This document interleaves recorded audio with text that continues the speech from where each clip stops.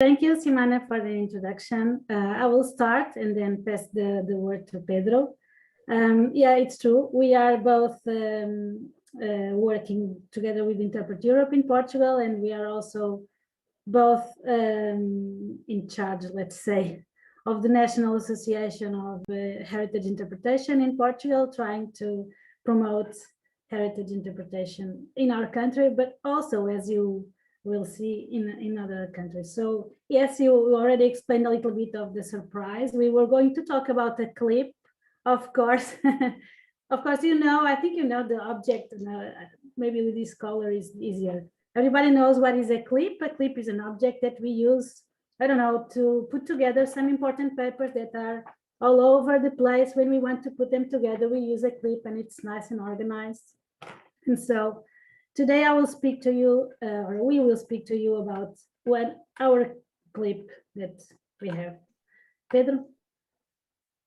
So yes, so we are involved in a very special clip that is connecting countries. So not just papers, but actually 3 continents and several countries. And we will speak a little bit about the beginning of this clip, some characteristics, some facts and figures, some results that we already have, and our plans for the future. So why clip? So clip for us in Portuguese means Comunidade Lusófona de Interpretação do Património, which in English, in a very rough translation so that the same letters appear, it's the community, Comunidade, of Lusophone, so Portuguese speaking Lusophone, of interpretation of patrimony. It will be heritage, of course. So it's our Portuguese speaking countries' heritage interpretation community. And of course. So basically we are an informal network, nothing formal, with just a group of people from several countries, not institutions. And what brought us together was sharing information, sharing common problems, and trying to find solutions together. Just so that you know, the community of Portuguese speaking countries in the world is formally with these 9 countries. And Pedro, will you put, so the total of people that live in these countries is 267 million people. Of course, most of them are in Brazil. I think it's a little bit more than 200 million people in Brazil, then Angola, then Portugal. But even if you are not in these Portuguese speaking countries, you have many Portuguese immigrants, and you have other communities like in Macau, which was Portuguese a few years ago, like in Goa. So you have even more, close to maybe 300 million people that speak Portuguese throughout the world. Okay, so what connects us with this clip? Our main subject is the heritage interpretation. And we were brought together because we wanted to overcome lack of several things, because you know, heritage interpretation in these different countries, as you saw, some in Africa, some in South America, it's struggling in several countries. So our main purpose is to overcome the lack of development and recognition of the importance of heritage interpretation in these countries. We have a lack of bibliography, technical documents, training resources in Portuguese. And yeah, sharing the network between professionals in some of these countries is complicated, as you can imagine. We have also a lack of good practices in Portuguese speaking countries. That's one of our necessities. And of course, what some of the original members that initiated this clip also share this common lack of strategies in the different type of tourism, especially in natural and protected areas. So we see that there's different types of tourism, but a lack of good heritage interpretation in some places. So the initial objectives that we defined for this clip was to create a communication platform between the professionals to try and compilate and then disseminate heritage interpretation good practices and some significant experiences from these countries. We are trying to promote translations into Portuguese from relevant heritage interpretation texts and publications, because as you know, most of them are in English, some in French, but we find some difficulty in finding translation into Portuguese. Well, of course, some of them in Spanish also, but I don't know if you know, but in editing reality, if you publish a book in Brazil, for instance, you cannot sell it in Portugal. You will have to do a special edition just for Portugal. So we are trying to talk with different editors how we can do this. For example, one edition that can be simultaneous in different countries that speak Portuguese as an official language. And also we are trying to talk about with the authors about the authors' rights that we have to pay in order to be able to translate their works. So this is one of our main objectives. Of course, then we want to organize training courses as the ones with Interpret Europe. We already do some webinars and online training. And try to do this with support from the national entities and some international entities, and to develop resources like manuals or documents and videos that can contribute to the local interpreters and to disseminate heritage interpretation. Okay, so again, continuing with the objectives, we also want to foster bigger collaboration between these countries, like internships or exchange of experiences, trying to promote maybe international projects together.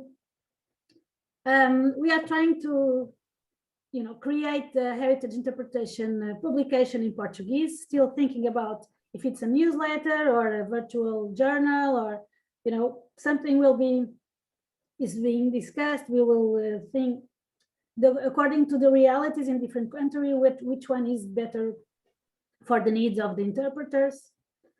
And to encourage the heritage interpretation work in different places, different sectors, trying to encourage that, especially in the countries that have more economical difficulties and different degrees of education, that to form local working groups that may eventually evolve into more regional groups or national groups in the future. Pedro? Thank you. Thank you, Carla. So I will give you a little bit of an idea of what was the story of this network and the results and what we want to do in the future also. So this is an old idea from Interpretar, from the Portuguese Association. The first time we wrote about this community was in 2012. But was just last year in a meeting between a technician from ICMBio, the Brazilian entity for management of protected areas, that we had in August. That was the spark to activate this idea. The tries that we had before was not successful, and we start with very strong motivation to work and to do something, even without any money involved, without any needs for financial investments. So we are using free tools, and this is the free participation, and of course lots of voluntary work for this. We are using tools for communication, like Zoom, and we are using WhatsApp to connect better the network. There are a strong effort to integrate so many diversity of differences between countries, between the time zones, between the political problems and even social problems that everyone are facing in different countries.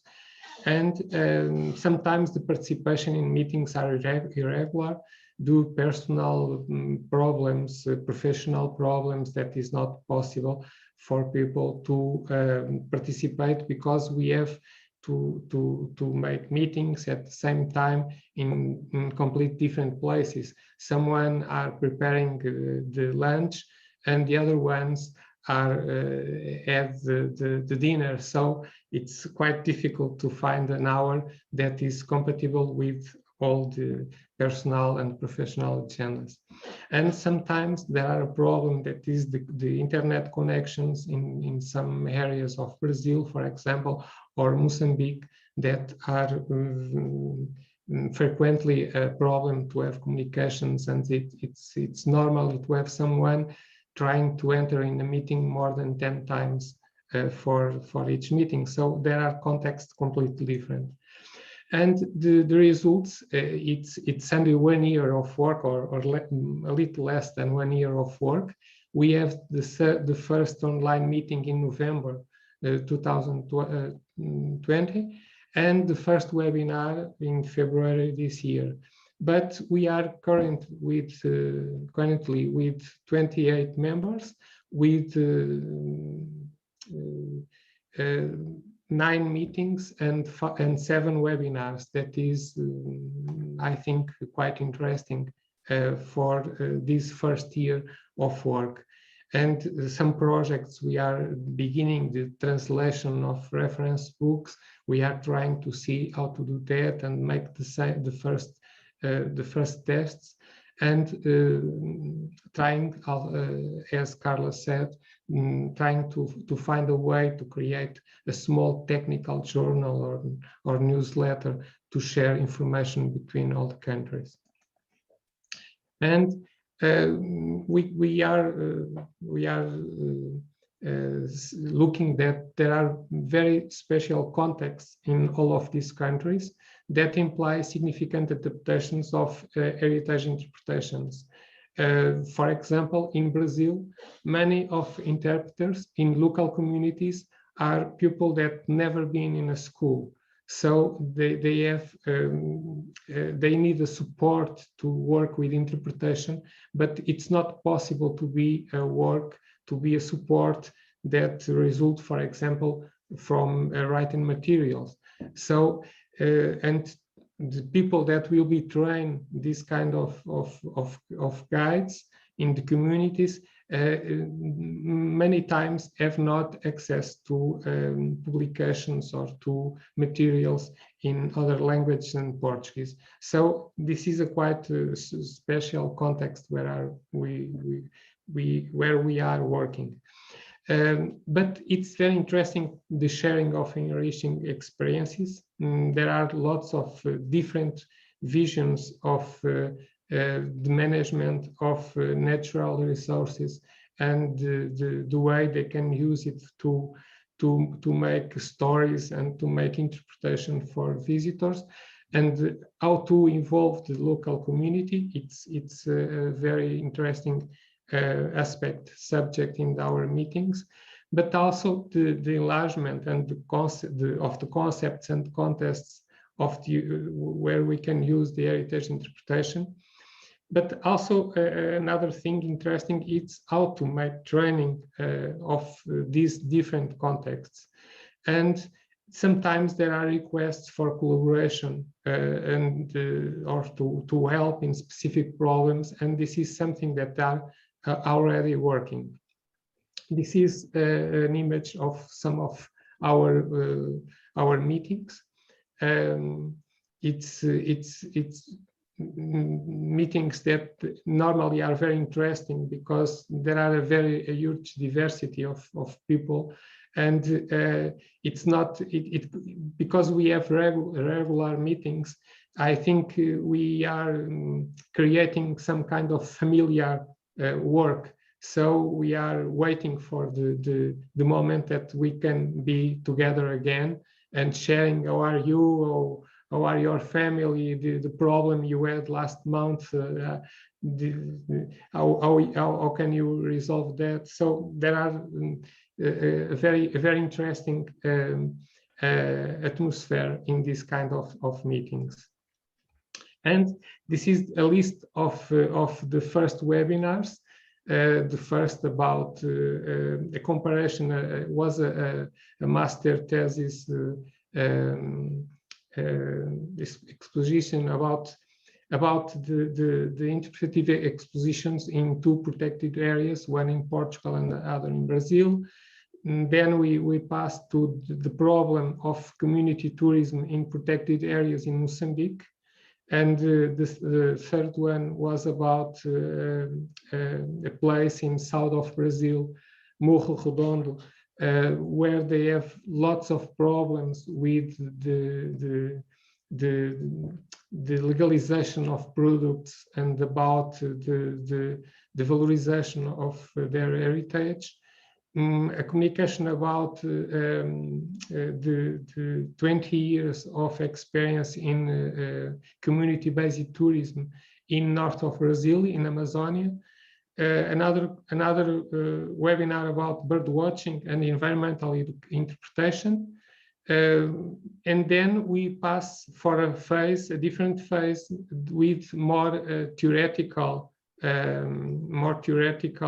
issues, like how to get from principles to the practice of heritage interpretation using planning. And the last one was about the principles of Tilden. That was quite interesting, because we start with practice and then we feel the need to have more strong share about the theoretical aspects of heritage interpretation for all countries. And this is an image of some of the webinars. In 5 of May, that is the International Day of Lusophony, we decided to make a post for social networks about heritage interpretation. And this was produced by different countries. It was the first external work that we done. We are doing small steps in this kind of work, but I think it's interesting. And of course, we have these 2 books of Tilden and Samham, and we are trying to see if it's like our dream to have these 2 books translated to Portuguese.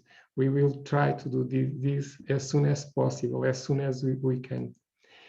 And this is some kind of conclusions about factors and figures, some kind of results. And this is the importance to have a work in different Portuguese-speaking countries, because it is easy to see that we have particular needs, but also a great potential for use of the interpretation. The different contexts demands also a different approaches or applications of heritage interpretation. It's urgent it's very urgent to have a plan to expand the knowledge about heritage interpretation in all of these countries. And there are some results that begins to appear. For example, there are a master thesis that are going in Brazil, that in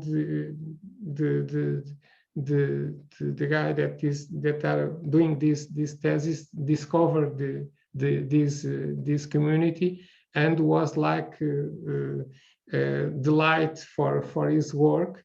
And now there are different members of the community that are supporting his thesis. That is quite interesting. It is a thesis about environmental interpretation in protected areas in Brazil.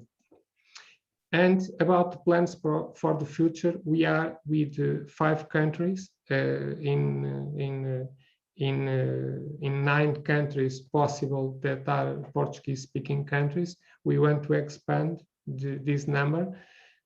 We have a very informal structure, but if we are thinking to grow this structure, we need to be more formal, and we are thinking about the possibilities to do that. The plan to have the first reference book published in Portuguese language, and the promotion to setting up of groups, and later in the form of associations in all these countries. And then also create training programs that can be used by all the countries. It is very important to create heritage interpretation programs in Portuguese for these countries. So, final remarks.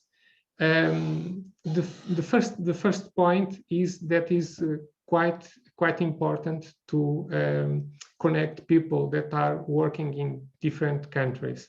There are very huge diversity, and the spirit of community that we are working, I think it's the major input for the resilience that we can get in this area. If we have a very small number of people working in heritage interpretation, it's very easy to give up.